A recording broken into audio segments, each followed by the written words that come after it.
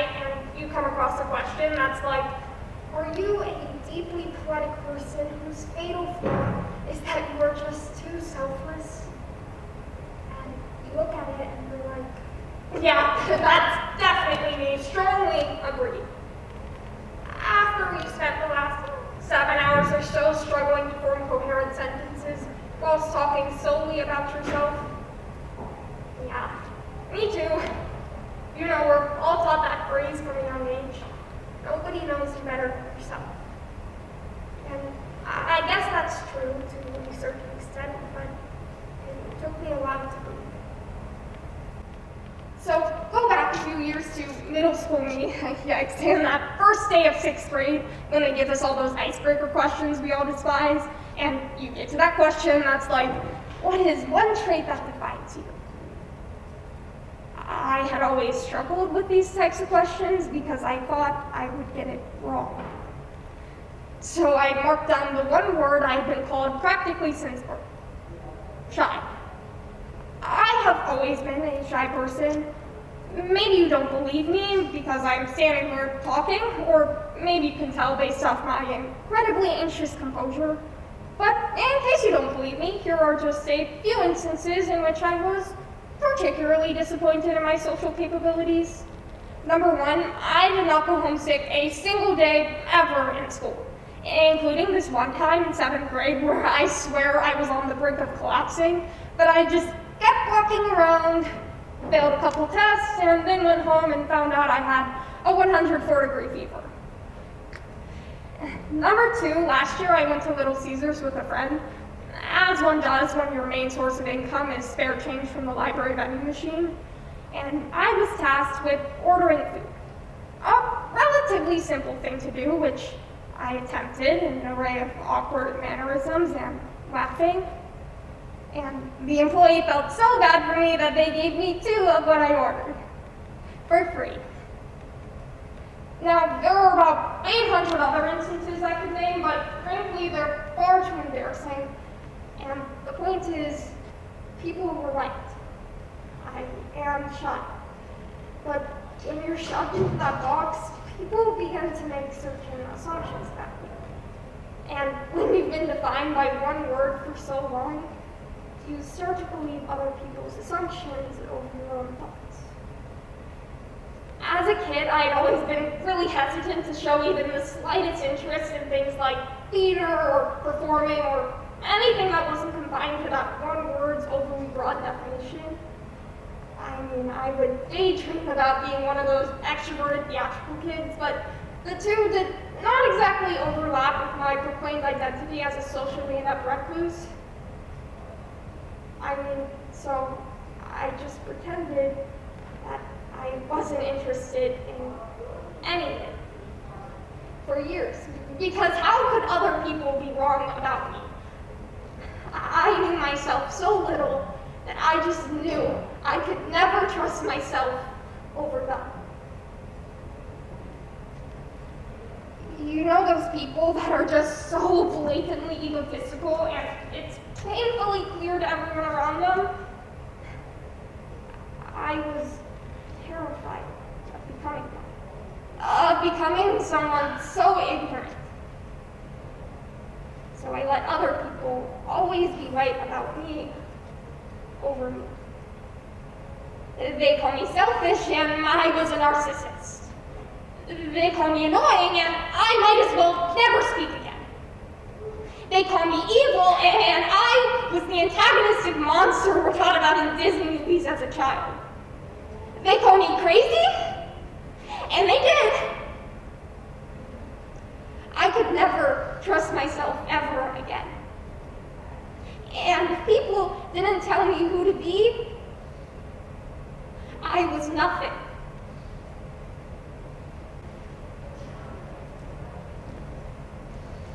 Until I stopped caring.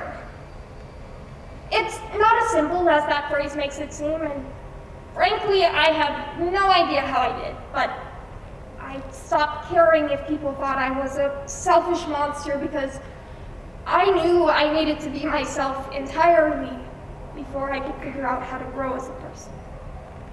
I started talking more, getting engaged with performances, doing Monologue show, and so many other things I never thought I'd be able to.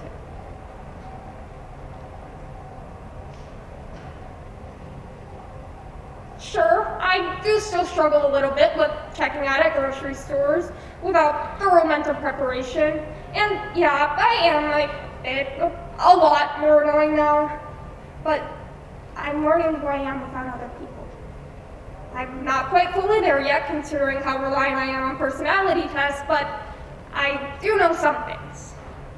I am a socially anxious extrovert. I am not selfish. I am not ignorant. I am not evil. And I am not crazy.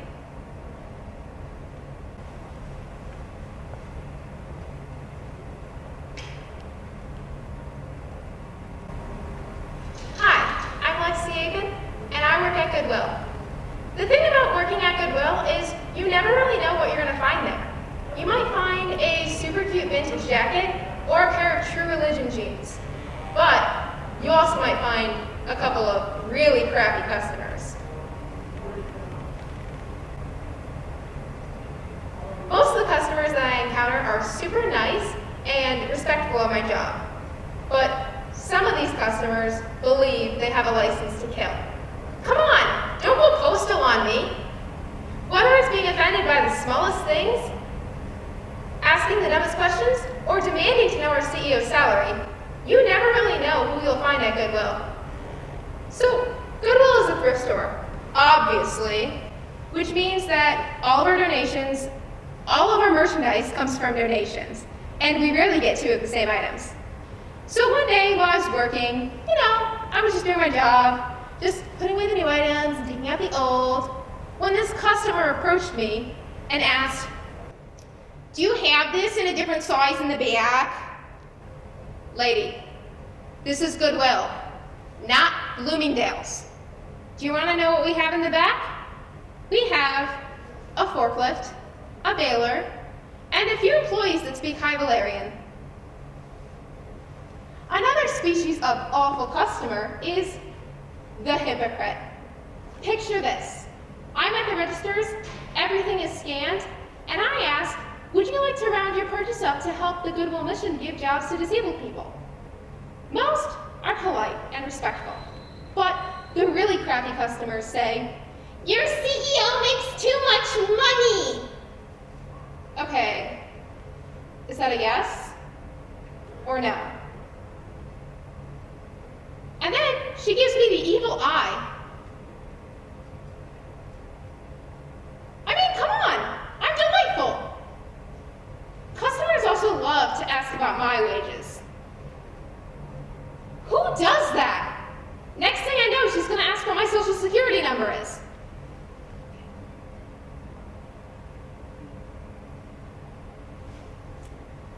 Then I see her get into her BMW. Don't you see the irony in that? Anyone. Oh, I get it. My mom has one, but that's a midlife crisis. Why does Goodwill attract all the crazies? Oh, it's gotta be Customer Appreciation Day. And there are some customers that I just don't appreciate. One of the duties of my job is to check every bag or purse pocket to make sure someone isn't stealing anything. So one day, I was checking out this customer, and I asked her if the purse she had with her, if she was gonna buy that. That's pretty reasonable, right? Before I tell you what her reaction was, I should probably tell you that her purse still had the plastic strap over the handle. All my ladies who love handbags will get this. When you buy a new purse, there is this piece of plastic covering the purse straps to make sure that it doesn't get damaged. And her purse still had this plastic strap on it. So once I tell her this, she gets so offended by this and she says, "Listen here, ma'am, this is my purse that I bought with my own money. I'm just so offended by this. I ask you, no, I demand that you call your manager right now so I can accuse you of shoplifting." Oh my God. manager over, she threatened to hit us both with a purse. The same purse with the plastic strap still on it. I've talked about adult customers who should know how to behave by now, but the most annoying customers are the children. Just like in Game of Thrones, the children ruin everything. I mean, they created the first White Walker. Anyway, children are annoying. How do I know this? Because my parents have reminded me of this every day for the last 18 years. One day at work, I heard this noise. Bang, bang, bang, bang, bang. And I thought maybe it was construction outside or something going on in donations. So I didn't think much of it. But I realized it was a piano in our store, available for sale. And there was this 4-year-old kid trying to be Wolfgang Amadeus Beethoven and was playing the piano like this. Bang, bang, bang, bang, bang, bang, bang, bang, bang. Whew, got a little headache there. So I go up to this kid and I tell him, kid, you can't play. Literally, you can't play. And then his mom comes up to me, as if I'm the problem, and says, what did you just say to my child? So I tell her, ma'am, your kid can't play. Literally, he can't play. And then she was all like, what, do you got a problem with that? And I'm like, yeah, he sucks.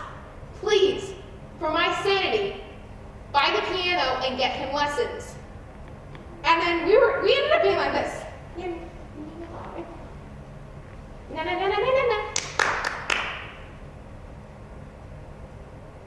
The worst part is, they didn't even buy the piano.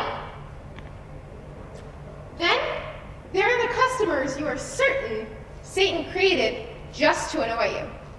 One day, I spotted a regular who was very annoying. And I should probably preface this by saying that she's not necessarily annoying, but the situation is. So, I went to go and tell my coworkers that I was going on my lunch break, and I turned my head. And when I turned my head back, all of her items were on my register as if she has the authority to tell me and my growling stomach to scan her items. My God. I should also probably say that she doesn't speak a lick of English, only Chinese. So then she starts going like this. And then I go like this. And then she goes like this. And I'm like this. And then she goes like this. And I'm like this. And then she goes like this. And then I get vertigo.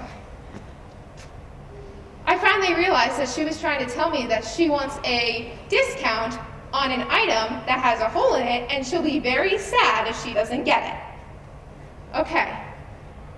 So then she pulls out her phone.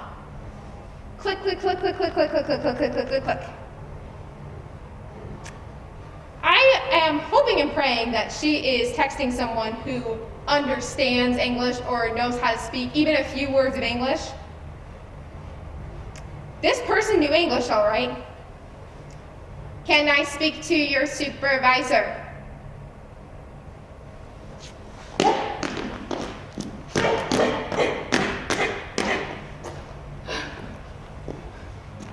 That's how furious I got with this situation. I just couldn't believe it. Like, no one else gets this, right? This is just me. Like, anyone else who's working with retail, does anyone just like Google Translate, like, can I speak to your supervisor? No, no one does. I don't get it. Why does Goodwill always get the crazy people? And I feel like it's some sort of system where like they dispense all the good customers to like Bloomingdale's and Macy's, and then we're just left with everyone else. Based on what I've told you, working at Goodwill sounds pretty awful, right? Well, if it was, I probably wouldn't have stayed there for 2 years. And I'm just going to tell you that the actual work environment and most of the people there are super friendly and really great to talk to. And also my managers know how to unwind the crazies, and also my coworkers are really great to talk to. And the best part about it, besides getting paid very well, is being able to work with disabled people, whether it's a customer or a coworker. I also get to see what life can be like for the less fortunate. Growing up in an upper middle class suburban household with two happily married parents who are still married after 20 years, and sent me to Neuqua Valley High School, which I'm graduating from this year. Woohoo! You would think this is the last job that I would get, but this job is perfect for me and for anyone else living with Asperger's syndrome. Working at Goodwill has taught me some of life's most valuable lessons.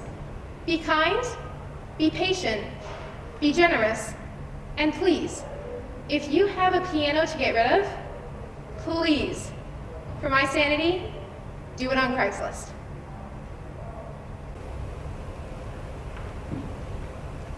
It looks great on a resume. It looks good on a college application. How many times have you heard these sayings and it's coerced you to make a decision? The daunting college application process. Writing countless essays, submitting transcripts, it's a piece of cake, right? But it gives me pause. Why do we students work so hard in high school to get good grades?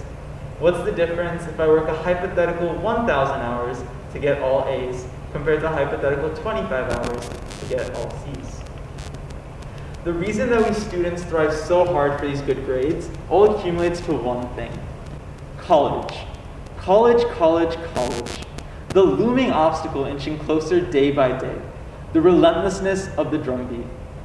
Ever since we were young, the idea of college has remained plastered in our minds. Siblings and friends of ours were getting into colleges.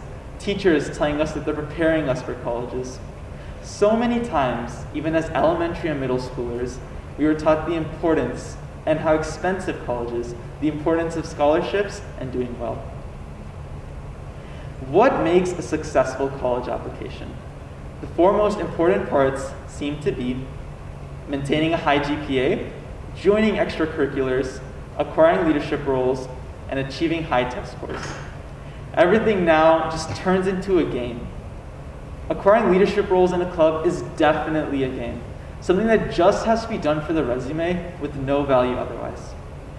Joining extracurriculars is definitely a game, with people joining clubs regardless of their enjoyment or interest, simply for that college application. I'm on the executive board for an Neuqua Valley club known as Aspiring Medical Professionals. In that club, after we give out the attendance form, I see 7 to 8 people immediately leave. What have they gained from doing this? Maybe they can say technically they're part of this Neuqua Valley club, but did they engage themselves? Did they participate? Did they learn anything? These people are going to write on their applications that they were part of Neuqua's AMP, but were they really? Now, SAT. The SAT and other standardized tests no longer measures a person's cognitive abilities for this test problem solving. Now, it's just who wants to spend more time, money, and effort on expensive SAT prep courses and very expensive books. Why does this happen though? Not only is high school a game, but it's also a competition.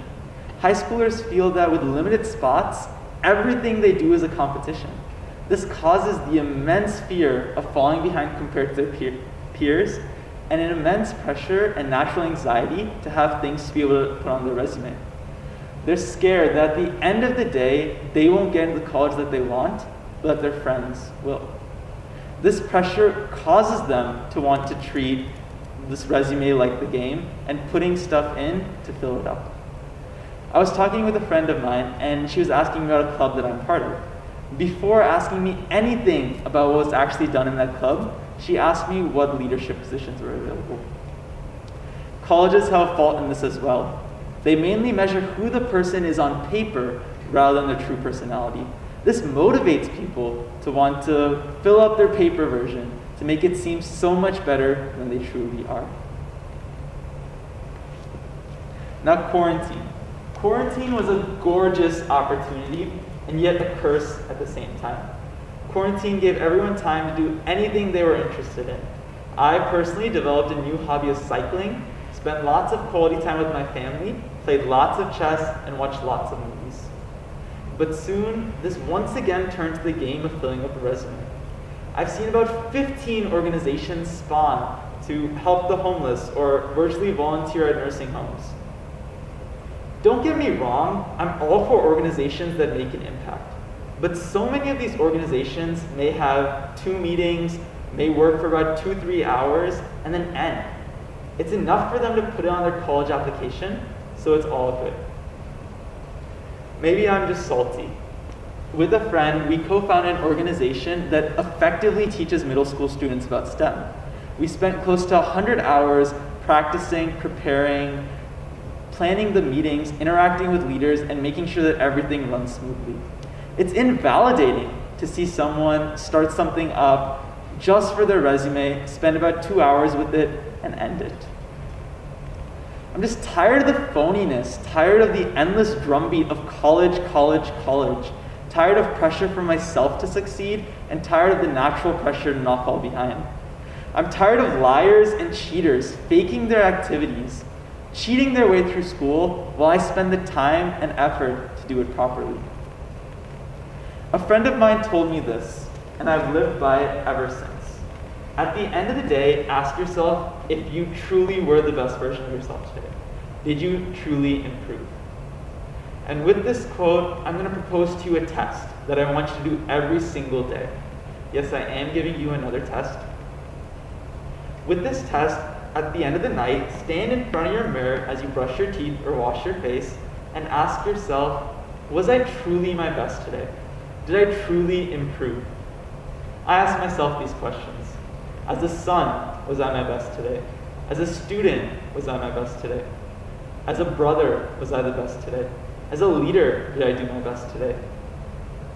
It's extremely difficult to always do your best. It may be probable for about 20 minutes. But this test, this mirror test, is the most important test that you will take. In all other tests, you can exaggerate, manipulate, lie, but this test is only for yourself. You cannot lie to yourself. This test isn't for a college application. This test is not graded. This test is only for you. At the end of the day, this test is your only true representation of yourself. And I want you to think and strive to be the best version of yourself. If you can pass this test, who cares about the aforementioned things like extracurriculars and grades and leadership? Strive to be the best version of yourself, not for your parents, not for your resume, but for yourself. Do better.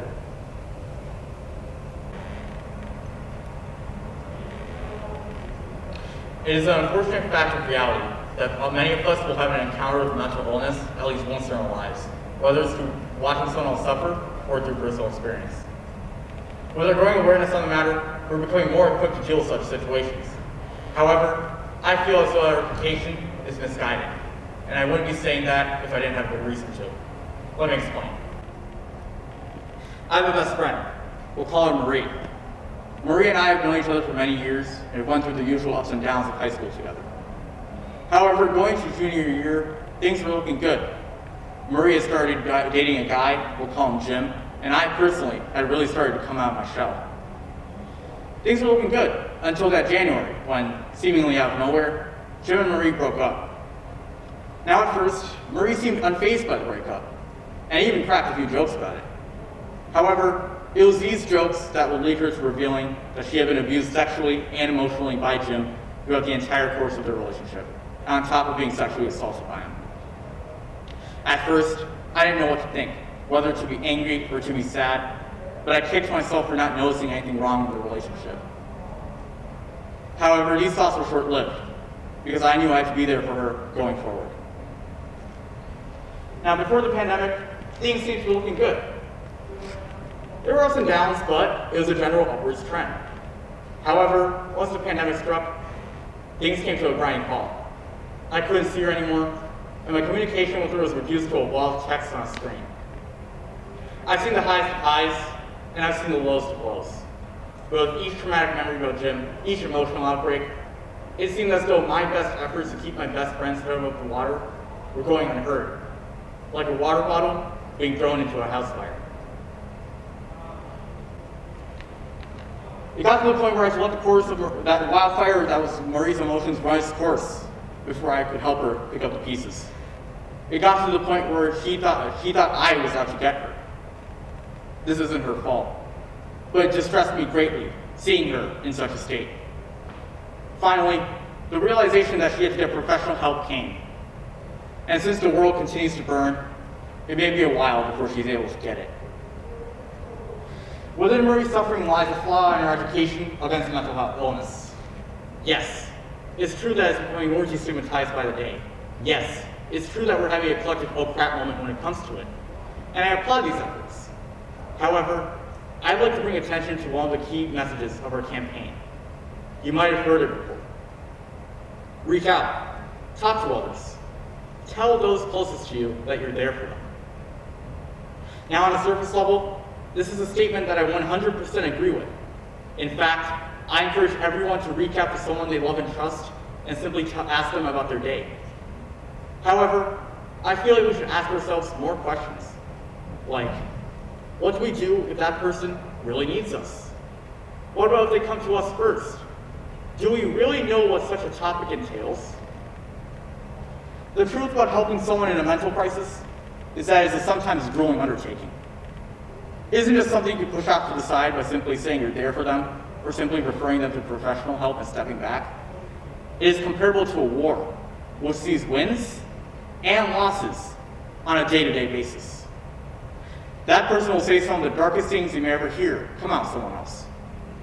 That person may even push you away entirely and stop listening. The truth is, helping someone in peril will have an impact on you. When someone reveals their mental suffering to you, I believe it's a judgment call that warrants a few questions. Like, can you help this person, but only if they're getting professional help on the side? Are you yourself fit, physically, mentally, and time-wise to help this person? Can you be there for them, for absolutely everything, even if it's hard? These are tough questions. But as someone who has been through a mental crisis of his own, it is important to me that the people I reach out to are truthful about their ability to be there for me. Because nothing hurts more than someone saying they're going to be there for me, and then they aren't. So what do you think we do about this, you may be asking? Well, I believe the answer is simple. We refine how we educate about mental health. We need to continue to tell people to reach out to their loved and trusted ones in their time of need. But we also need to make sure those loved and trusted ones are supported themselves. These loved and supported ones, these rocks that people come to lean on, we need to make sure they're equipped with the knowledge they need to deal with such topics and conversations. Teachers, friends, mentors. These people are just as important in our fight against mental illness as the professional doctors and therapists. We need to make sure that we're there for each and every one of them so they can be there for each and every one of us. Rome wasn't built in a day, but it probably took the effort of many and must have met failures along the way. It was because the people of Rome knew when to push back and when to pull forward that they were able to build their great city. The same must be applied to mental health, or otherwise, we're just building sandcastles destined to be washed away.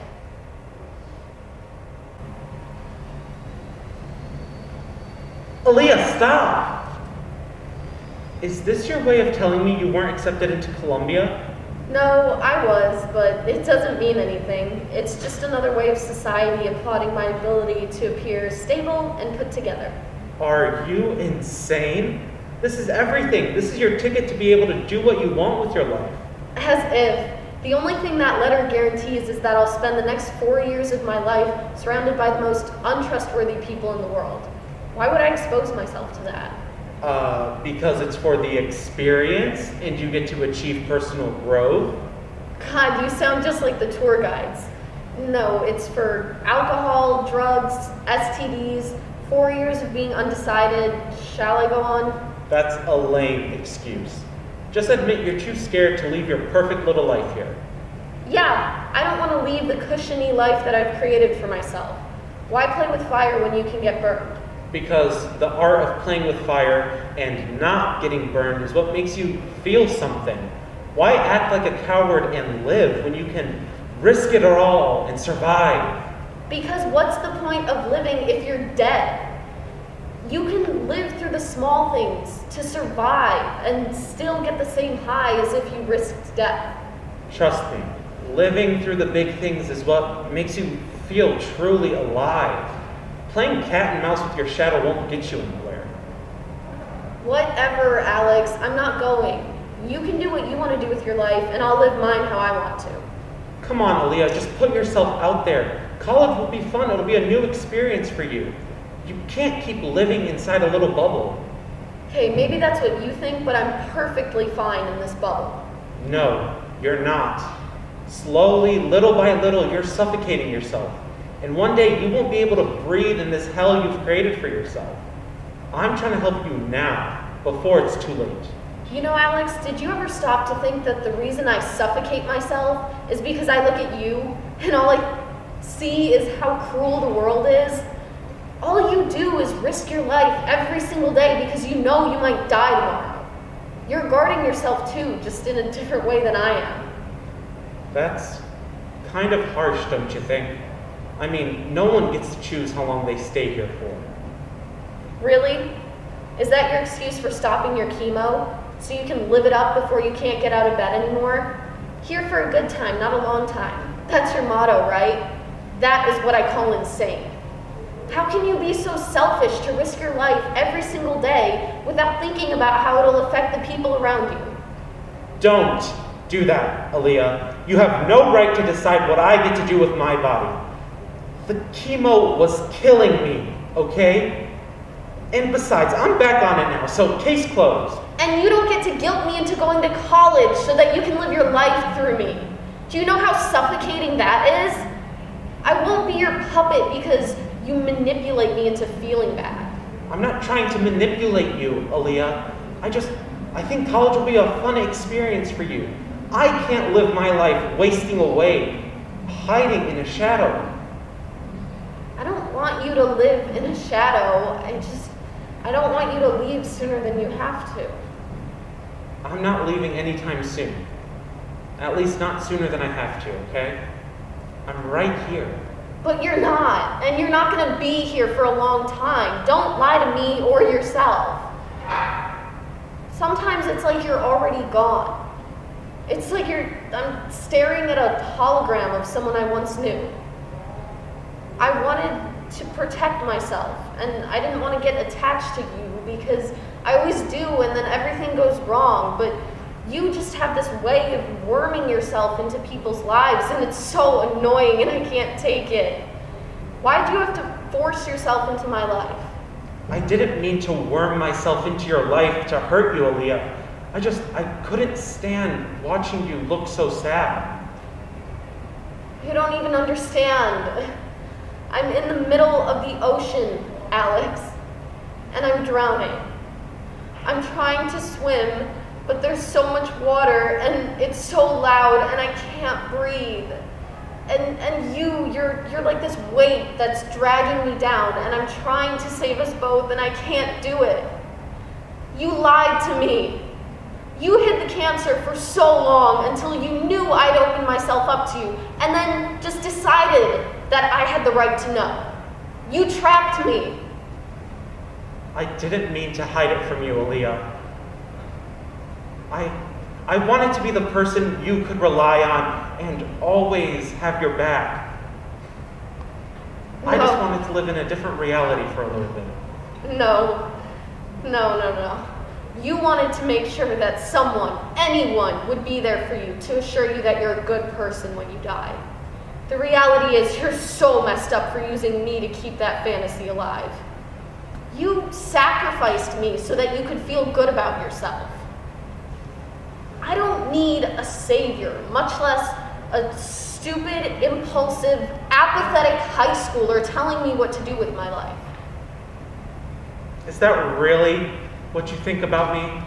Because if that's so, I can just leave right now to keep you happy. God, all I wanted was for you to be happy.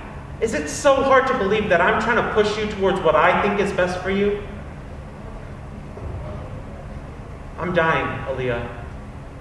For some reason, I don't get to live a long, happy life. It's scary, and I am angry about it. But in pain, there is beauty. What am I gonna do without you? You're gonna go off to college and stop letting fear hold you back. You're gonna do everything you've wanted and live a long, happy life. Otherwise, I'll haunt you from the grave. And one day, you're gonna look back at everything you've done and be proud of yourself. And maybe a little part of you will finally appreciate my noisiness. And maybe I can live through you, just a little bit. Wow, you really do have a savior complex. Well, in the Bible, the name Alexander does mean savior, so I guess I'm just fulfilling my destiny.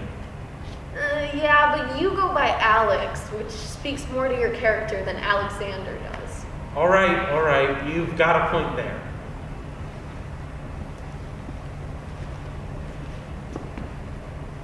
Alex, Yeah? I know I don't do this that often, but just for today, can we cry? Yeah. We can cry for as long as you want.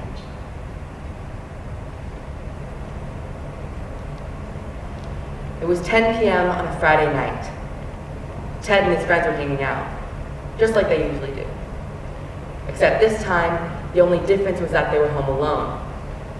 And being the curious 15-year-olds they were, they thought it'd be fun to try a drink. After all, the parents weren't home to stop them. They all made the journey down to the parents' bar and discussed which drink to try. Eventually, they decided on White Claws, because they're only 5% alcoholic. Everyone was down, even Ted, for the most part. Ted hated those teenagers who get drunk every weekend. He hated those kids who would act as if they were in college when, in reality, they had to go back to their parents' house at the end of the night. But he reassured himself, it's just a seltzer. It's the exact same thing as drinking sparkling water. So he took a can. And even though he didn't like the taste, he loved the experience, the thrill, the rush of adrenaline. It was the perfect combination for a kid like him. Fitting in with his friends, growing up, while having only one White Claw. Because one White Claw barely makes a difference, his brother told him. When he went home, though, he promised himself he wouldn't do it again. At least not for a while. He had fun, but he didn't want to be that guy who drank every time he went out. Besides, he was only 15. He had his dough for the time being, and that was that. But a few months later, Ted found himself in the same situation. Except this time, the drink in question was beer. They were a little older, so that calls for a more advanced drink, right? At least that's what Ted's friends were saying. This time, though, Ted was hesitant. He didn't want to drink again until some time later in life. Plus, this was an actual drink. A drink that people drink on TV. He couldn't pretend it was just sparkling water this time. But everyone was doing it. He quickly formed a pros and cons list in his mind, comparing the potential outcomes of each option. He heard his parents yelling at him when he got home, the door of his room slamming after fighting with them, his own self-degrading thoughts over having made a poor decision. He saw the view of the street from his bedroom window, the squirrel that his eyes followed as he waited for his punishment to be over. He felt the disappointment from his parents' eyes on his skin like lasers frying his insides, the remorse over shattering any amount of trust or respect they used to have for him. But above all that desperation and regret, he heard his best friend saying, "Come on, Ted, try some. You only live once, you know. Don't be well, you can fill in the blank there."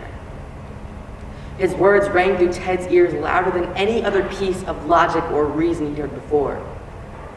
It only took 15 words from the person he looked up to the most to make him forget any bullet point that he'd written down on the cons list in his mind.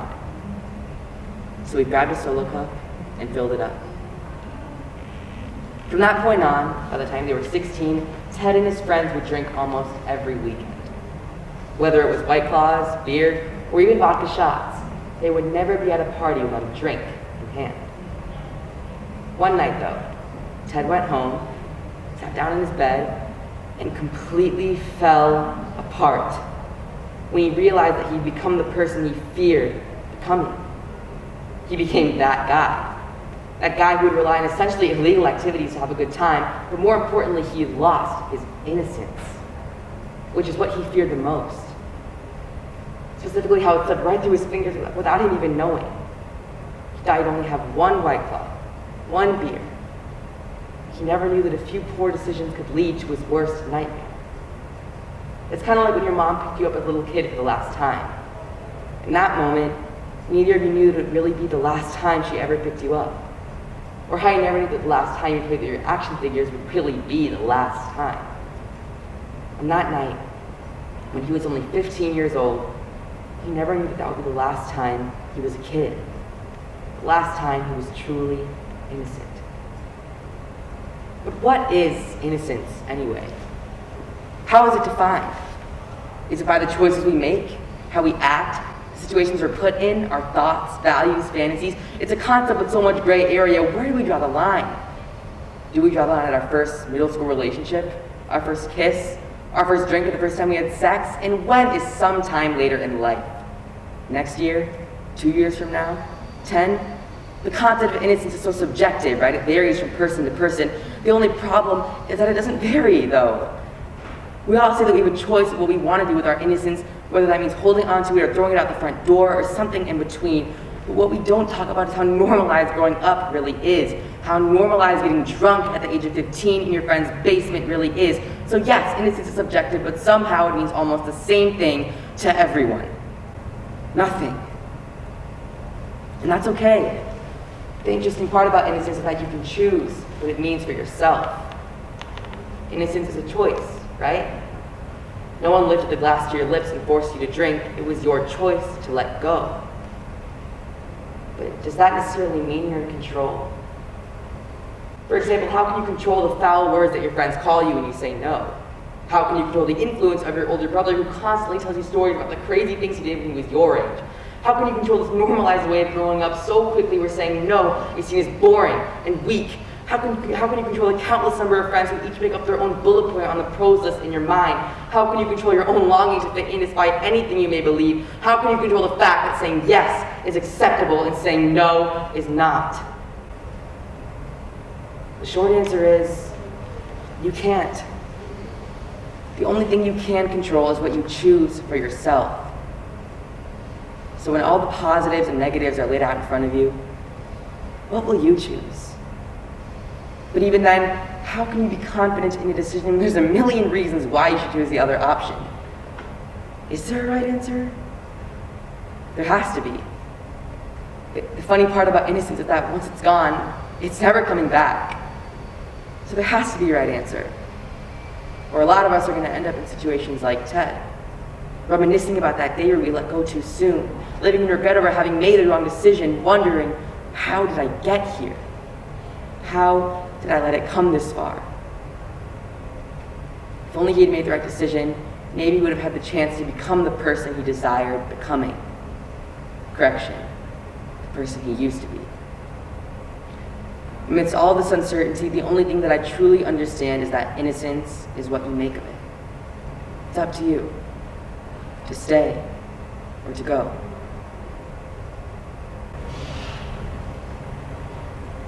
I'm sure most of you have at least heard of the 1980s musical Cats, or maybe you've seen the 2019 film adaptation.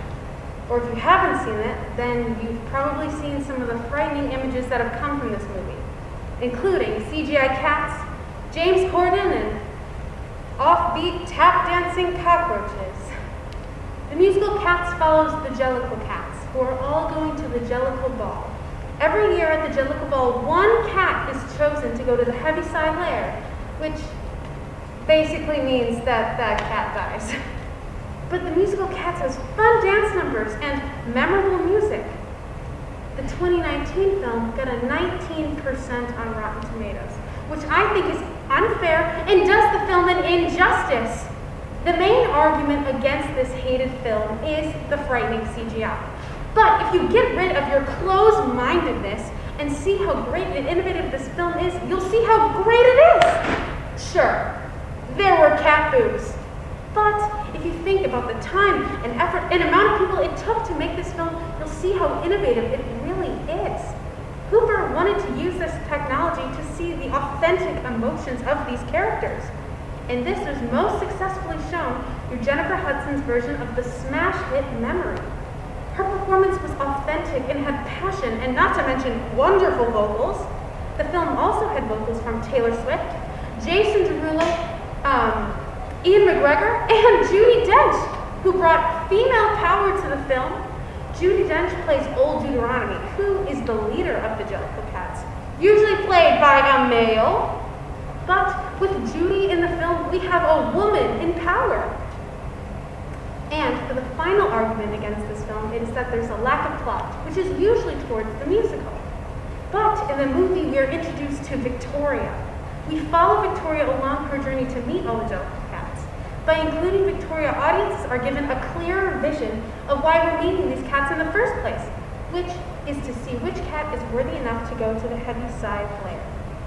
With underrated CGI, wonderful music and dance numbers, and talented vocal stars, why does cats still have a bad rep? What is so bad about frightening life-size cats that may give your kids nightmares? I mean, have you seen real cats? They're sociopathic, self-centered creatures who lick themselves clean with their tongue and cough up hairballs. Given the choice between real cats and Jellicle Cats, I'm going with the ones that can sing and dance any day.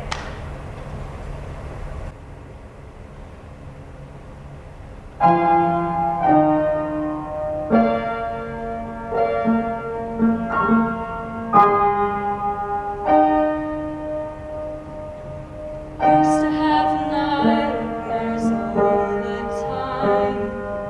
Mama woke me up and held me close while I cried. Said, honey, don't be scared, it's just a dream. And I'd fall to the pillow straight.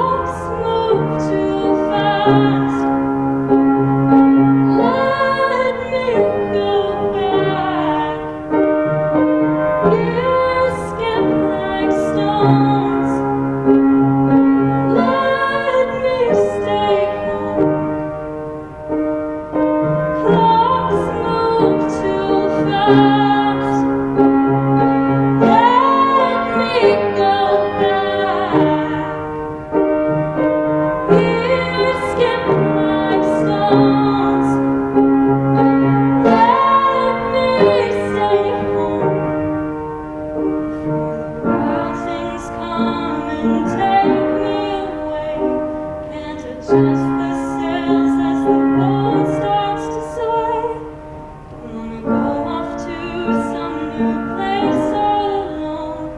Haven't even left, but I'm already missing home. I'm fortunate to be a person who doesn't need to search for meaning in life. Instead, I search for answers.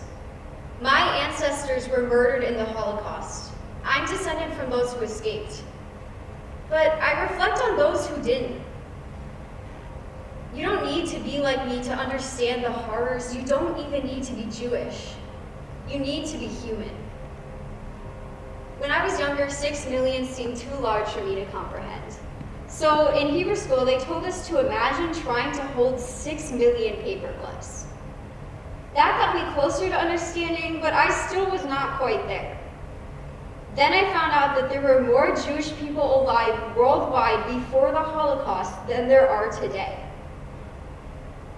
That really hit, and that was enough for me to grasp the number, but the actions, the trauma, I didn't get the full meaning until I got older. I never really understood why I got so angry and uncomfortable when people around me brought up the Holocaust. I didn't get why I let the words affect me so much. But now I know that that's where anti-Semitism starts. Carelessness kills. To those of you who make those jokes or comments that I hear all the time, by the way, I hear you. Your voice has power, and every hour you say something new, but something that is truly old. Anti-Semitism is one of the oldest forms of hatred in the world. And yet you act like it started and ended with the Holocaust. I live in a world where the Holocaust is used as a comparison tool by people who claim to be inclusive. They sympathize publicly and act as though they support us, but they really hurt us. Those 11 million people were people. I don't even know anything about my ancestors, nor do I know where they are. I don't even know anything about their lives or where they were before the Holocaust.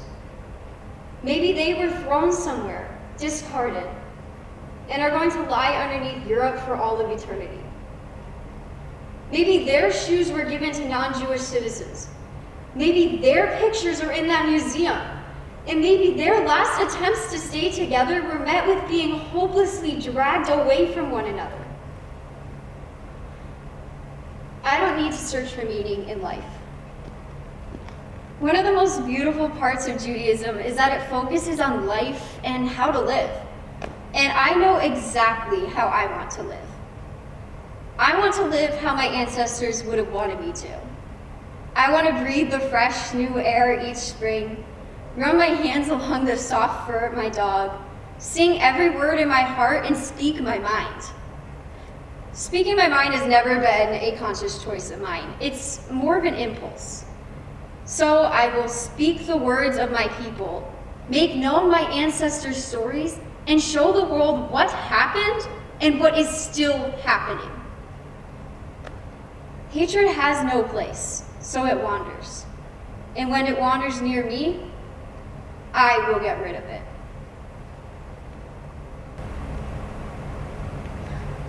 The things she carried.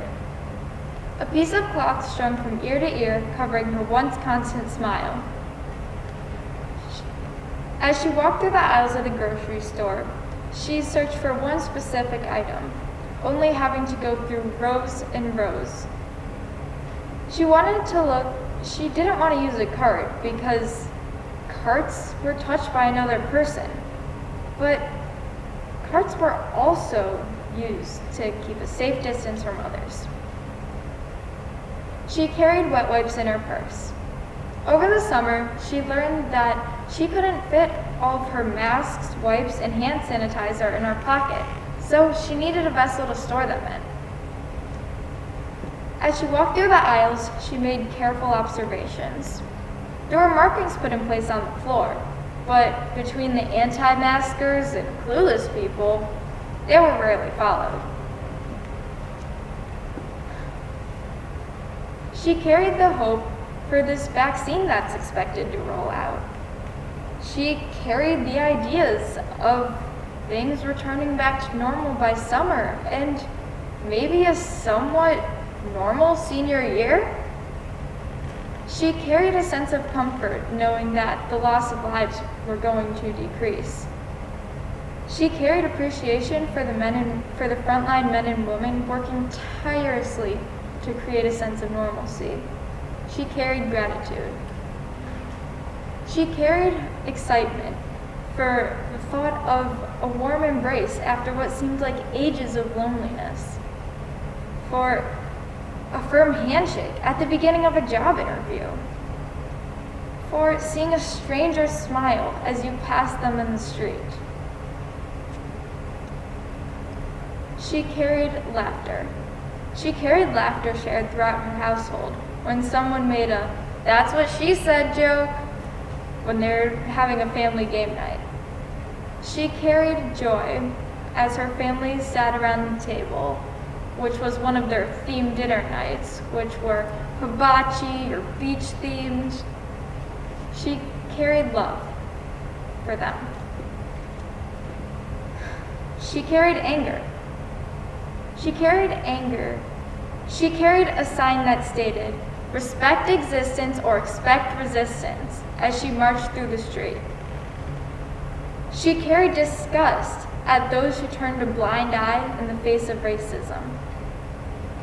She carried irritability towards those who thought posting a black square on Instagram was good enough. She carried the fear that our nation's leader was going to pardon racism. Again, she lived through too many things they're going to write about in history books for her lifetime. She carried a year of heartbreak. She carried love. She carried love for those who were struggling with the worldwide pandemic alone. She carried love for those who didn't know where to turn. She reached out to those in need. She carried the acceptance that people were struggling with things she knew absolutely nothing about. She carried strength. She carried strength that she didn't even know existed inside of her. She carried the ability to be resilient while the world crumbled at her feet. She carried the ability to be strong when others couldn't be. Because she was able to carry the extreme moments of love, anger, and joy, she knew she could carry anything.